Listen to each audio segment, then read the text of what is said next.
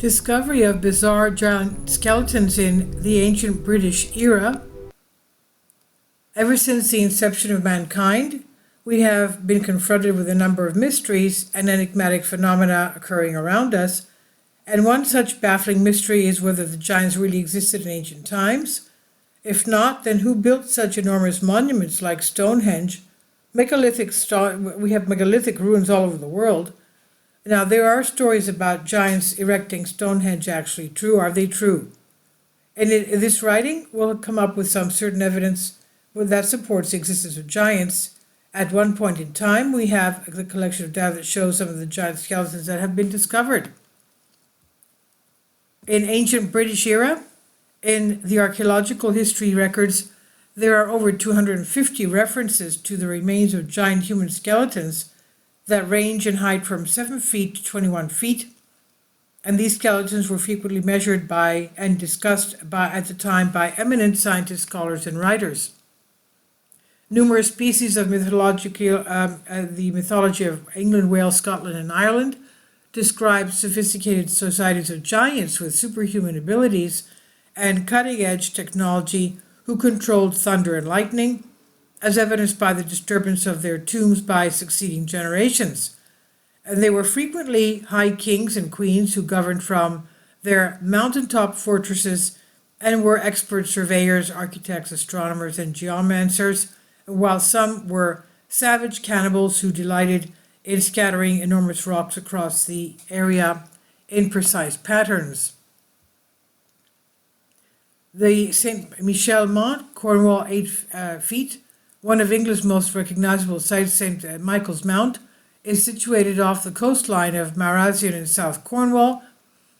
It is a granite conical hill with a monastery perched atop it and encircled by lovely gardens. Early in the 19th century, a skeleton measuring 8 feet tall was found on St. Michael's Mount inside a cramped dungeon carved out of solid rock, which is currently the chapel's crypt. And according to all traditions, Jack the Giant Killer killed Cormoran the Giant. Additionally, it was claimed that Cormoran had 6 toes and 6 fingers on each foot and hand. I guess he was basically just like we would describe Goliath and his brothers. Now, additionally, it was claimed that Cormoran had 6 toes, 6 fingers. In addition, he was a one-eyed cyclops who fought white magicians for territory and power, suffering both financial loss and a gain in the process. Glastonbury Abbey Giant, Somerset, 9 feet.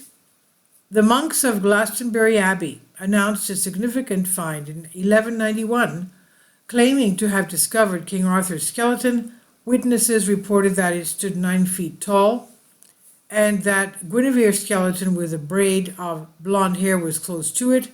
The location was designated as King Arthur's burial with a lead cross with Latin inscriptions. About 4 years after the discovery, renowned historian Giraldus Cambrensis personally examined the skulls and the grave and declared it to be a genuine find. The remains were moved to a marble sarcophagus in 1278 in front of the King Edward I and Queen Eleanor, who also witnessed the ritual. The coffin was then placed inside the abbey. This skeleton's enormous size was confirmed by additional records dating back to 1193. Longbows constructed of yew were found nearby in a prehistoric lake settlement, measuring 7 feet in length. Lundy Island, Devon, 8 feet 7 inches. 2 skeletons, 8.5 feet, and the other 8.7 inches tall, were found near the southern tip of Lundy Island in 1856. They were interred beside 5 other skeletons of similar sizes in tombs with stone walls. Since ancient times, Lundy has been mentioned in historical writings. According to the Romans, the locals were a uniquely holy race of men who eschewed trade and had glimpses of the future. Cadair Adris, Wales, 7 feet tall. Peat diggers discovered 2 bones that were 7 feet tall, and buried with hazel dowsing rods in 1685 at the foot of Cadair Idris in Wales. Idris Gar, the giant Idris, is one of the three so-called holy astronomers of Britain, and a renowned prince who ruled in the 7th century, is said to have had his mythological abode on the mountain. And according to legend, he was so big that he could observe his realm and the harvest from his rocking chair perched on top of the mountain. The summit of Qadir Idris, which is made up of 3 peaks and resembles a giant seat, is supposed to be endowed with mystical abilities. People who sat in it either went insane or got revelations of the giant's occult teachings. All over Wales, Idris is credited with creating megalithic sites, many of which have well-known names and legends associated with astronomy, surveying, giant lore, geomancy, and other fields. According to biblical tradition, Idris is Enoch. Thus, in the book, we explore if the biblical patriarch was related to or even the same as the giant Idris of Wales. Masho, Orkney, 10 feet tall. Masho is a significant megalithic tomb from 2800 BC that is located on mainland Orkney in Scotland. The Ness of Bogdar, the stones of Stennis, and the ring of Bogdar are all a component of the same megalithic structure. A 10-foot tall skeleton and 2 mummies were discovered inside the site in 1861, according to antiquarian James Farrer, who conducted the excavations. Although it's possible that this is the same find, Joe Ben's Descripto Insularum Orcadiarum, description of Orkney, from 1529 stated that a 14-foot skeleton was also discovered nearby. Core Giant, Northumberland, 21 feet, near place of Hadrian's Wall at Cornbridge, Northumberland. In 1660, the remains of a magnificent skeleton were found. It was said to be 21 feet long.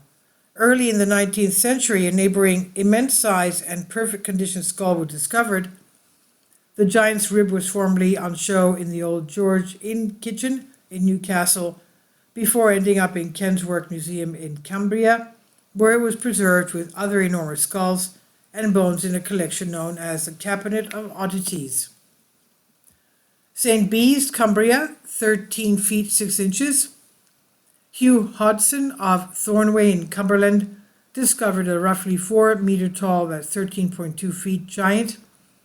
In cornfields in St. Bees, Cumbria in the early 1800s, the skeleton still wore all of his armor, had a massive sword, and an axe that was more than 2 yards long. And according to Hudson, his teeth were 6 inches long, 2 inches broad, and his forehead was more than 2 spans broad. 3 pecks of oats would fit in his chin bone, and the enormous discoveries were shared among locals and would never be seen again. Gleneagle Broch of Scotland, 11 feet. 2 extraordinary bones were found in Scotland's 2,000-year-old Duntelv Broch in Gleneagle. Both were noted as having strong bones and good proportions. One was about 8.5 feet tall, while the other was over 11 feet tall, and the largest man at the dig was able to effortlessly fit the jawbone over his own jaw with room to spare because it was so big. However, all of a sudden there came on lightning, thunder, wind, and downpour of such a torrent that no one ever heard or saw. The huge spirits were clearly displeased with the excavation because they gave them a shower of thunder, encounter that they would never ignore. The neighborhood was referred to as the land of the big men, and this stone tower is one of many that can be found in Scotland. Duchil, County Mayo in Ireland, 12 feet 6 inches.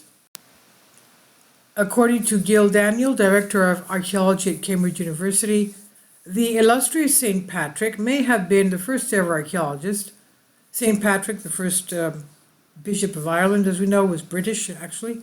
St. Patrick found an over 12-foot long ancient warrior skeleton in the Irish Long Barrow while excavating ancient cemeteries. A massive axe and huge sword were also found in the tomb. The bones and antiquated weapons were soon dispersed by St. Patrick. He reportedly sent the pagan giant to heaven after attempting to rescue his soul by baptizing his skeleton. Isn't that something?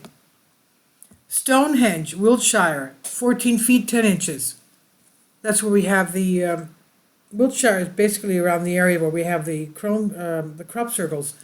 A 14-foot 10-inch skeleton was discovered a few miles to the south of Stonehenge in the early 1500s, according to Sir Thomas Elliot, an author, diplomat, and scholar. The mysteriously inscribed old book was also contained within the enormous wood casket. Williams Camden and John Leland, two well-known authors of the period, both wrote about it. A sizable lead and a lead and tin table with more peculiar inscriptions was also discovered nearby. So no matter how much science refuses to concerning the existence of giants, these shreds of evidence are extremely convincing in nature. So what do you think about this? And these are just some of the giants of the British Isles. This is by Anshu Vastava on Infinity Explorers. Please leave your comments and thank you for your support. Please support my Patreon account. The daily posts are 5 videos daily, and they are totally different from what I have on my YouTube channel.